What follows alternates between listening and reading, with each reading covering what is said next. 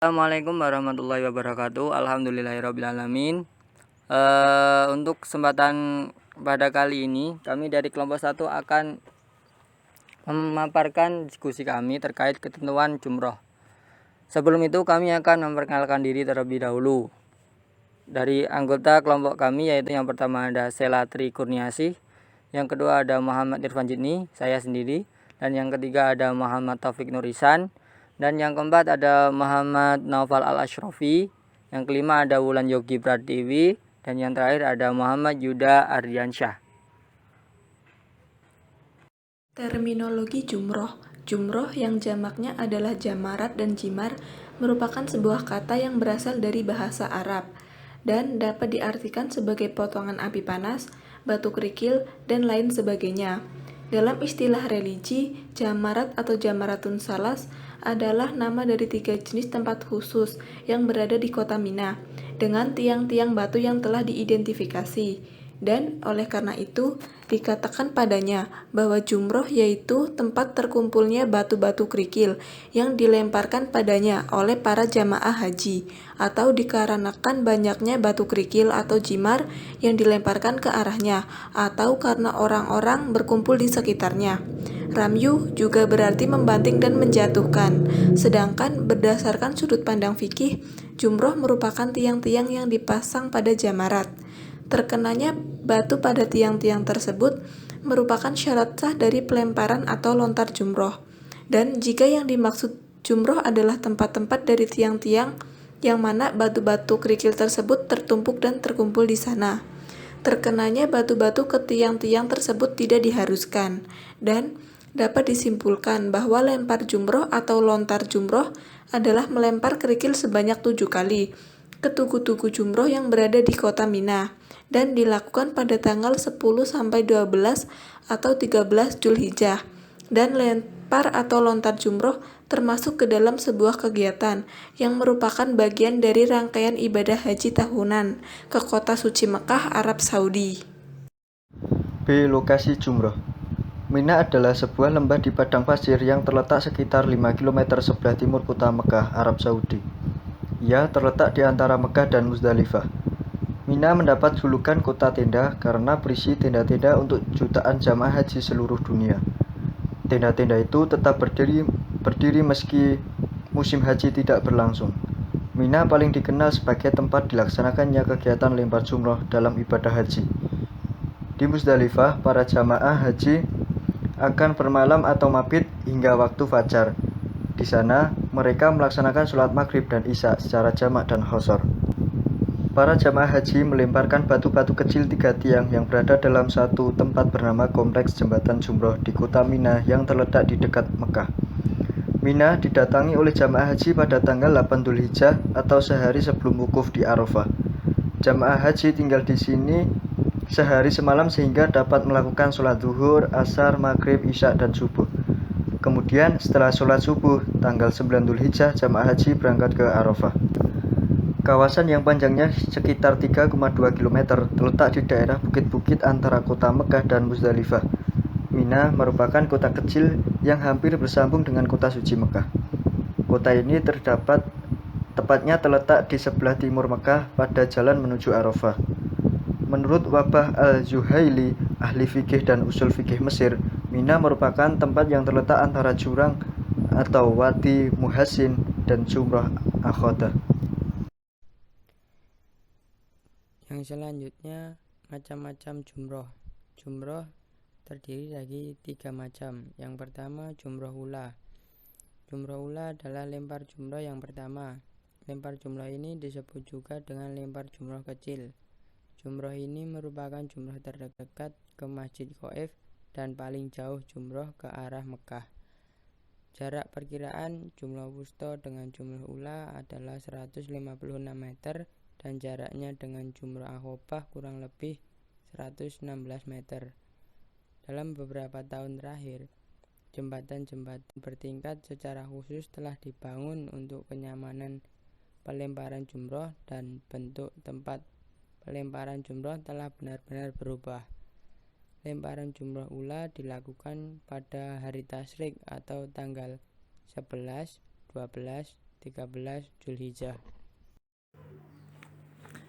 D. Sejarah syariat jumroh. Melempar jumroh memiliki cerita yang pernah terjadi sekitar 4000 tahun yang lalu. Tepatnya ketika Nabi Ibrahim alaihissalam bermaksud menyembelih putranya Nabi Ismail alaihissalam. Ketika datang waktunya, Nabi Ibrahim alaihissalam harus menyembelih putranya. Setan menggodanya agar menghentikan niatnya untuk menyembelih Ismail. Namun, dengan keyakinan yang penuh terhadap Allah Subhanahu wa taala, Ibrahim tetap melaksanakan perintah. Oleh sebab itu, Nabi Ibrahim mengambil 7 batu kerikil dan melempar ke arah setan. Tak berhasil, setan tidak berhenti mengganggu Ibrahim. Setan kemudian membujuk istri Ibrahim yaitu Hajar. Setan mempengaruhi Hajar jika sebagai seorang ibu pasti tak akan sampai hati mengetahui buah hatinya dikorbankan. Tapi Hajar melakukan yang sama, yaitu melempari setan dengan batu kerikil sebanyak 7 buah. Setan kembali mencoba menggoyangkan iman mereka dengan menggoda Ismail yang dianggap masih rapuh keimanannya. Namun Ismail masih kukuh dengan keyakinannya dengan melakukan perlawanannya, melemparkan setan dengan kerikil 7 buah juga.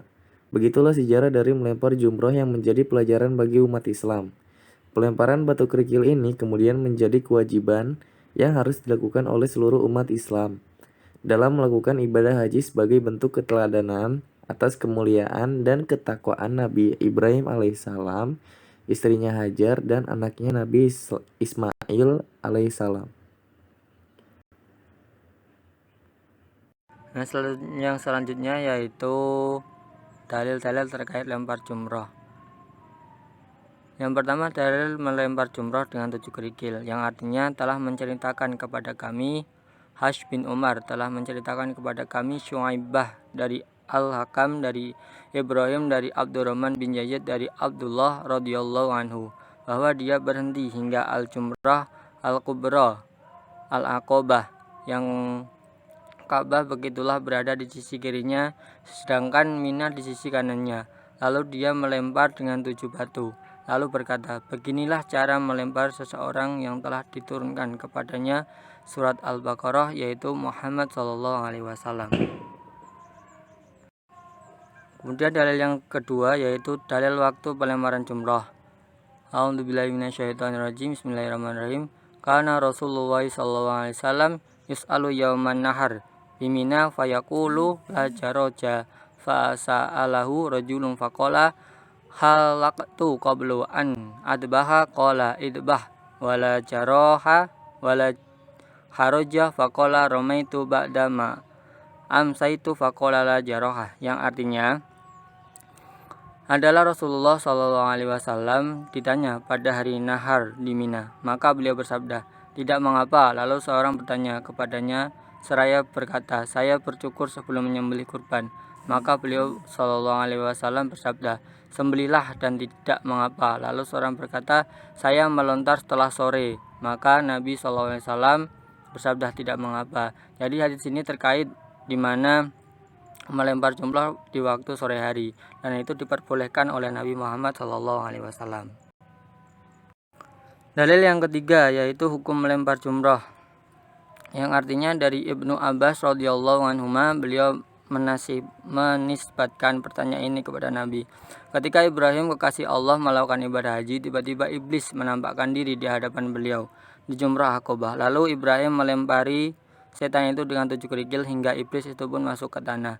Iblis itu menampakkan diri kembali di jalur yang kedua. Lalu Ibrahim melempari setan itu kembali dengan 7 kerikil hingga iblis itu pun masuk ke tanah.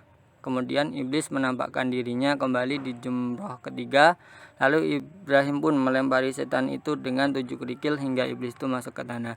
Jadi hukum dari melempar jumrah itu wajib, dan itu diambil dari riwayat ketika Nabi Ibrahim sedang melaksanakan ibadah haji, dan itu tadi beliau melihat iblis dan dilempari dengan batu menggunakan 7 kerikil tadi itu. Yang selanjutnya, ketentuan dalam jumroh. Pada hari ke-10 Zulhijjah, dimulailah melempar jumroh Aqabah atau yang dinamakan juga jumroh kubro. Melemparnya itu hendaknya dilakukan setelah matahari berada pada ketinggian kira-kira setombak dari tempat terbitnya matahari. Nabi melakukan pelemparan itu pada waktu duha, tetapi pelemparan yang dilakukan di siang hari masih dipandang sah, karena batas waktunya adalah terbenamnya matahari pada hari-hari tasyrik. Selama di Mina, tanggal 11 sampai 13 Zulhijjah, para jemaah diwajibkan melempar ketiga jumroh tiap-tiap hari, dimulai dari jumroh ula, kemudian jumroh wasta, dan akhirnya jumroh akabah. Untuk setiap jumroh dilakukan 7 kali pelemparan. Syarat melempar jumroh adalah sebagai berikut. Yang pertama, dilemparkan satu persatu dari 7 batu yang disediakan. Yang kedua, dimulai dari jumroh yang pertama, lantas yang kedua, dan yang ketiga. Yang ketiga, yang dipakai sebagai alat lempar adalah kerikil atau batu-batu kecil dengan lainnya tidak sah. Setiap kali selesai lempar jumroh, hendaknya berdiri menghadap kiblat dan memuji Allah serta berdoa dan memohon keampunannya, baik untuk diri sendiri maupun untuk orang lain. Di antara ritual ibadah haji yang harus dilakukan oleh orang menunaikan haji adalah melempar jumroh, baik jumroh ula, wusta, dan akabah. Ketika para jemaah haji melempar jumroh, pada umumnya ramai dan berdesak-desakan. Oleh karena itu, ada sebagian jemaah haji mewakilkan pelemparan jumroh kepada orang lain. Dalam fikih, ada 3 syarat kebolehan mewakilkan pelemparan jumroh kepada orang lain. Yang pertama, tidak mampu untuk melakukan pelemparan jumroh sendiri, baik karena sakit atau sebab lainnya. Dan jika tidak mewakilkan kepada orang lain, dia khawatir tidak bisa melakukan pelemparan jumroh hingga waktu pelemparan jumroh habis. Yang kedua, memberikan izin pada orang lain yang hendak dijadikan wakil dalam pelemparan jumroh. Jika dia belum memberikan izin namun tiba-tiba ada orang lain yang mewakilkan, maka hukumnya tidak sah. Yang ketiga, orang lain yang hendak dijadikan wakil dalam pelemparan jumroh sudah melakukan pelemparan jumroh untuk dirinya sendiri. Jika ia belum melempar jumroh untuk dirinya sendiri, maka dia tidak boleh menjadi wakil. Mungkin cukup itu yang dapat kami sampaikan. Apabila ada tutur kata yang kurang berkenan atau yang mungkin belibet-belibet atau kurang enak di hati teman-teman, kami mohon maaf. Semoga apa yang kami sampaikan dapat menambah ilmu dan pengetahuan kita semua. Amin. Wassalamualaikum warahmatullahi wabarakatuh.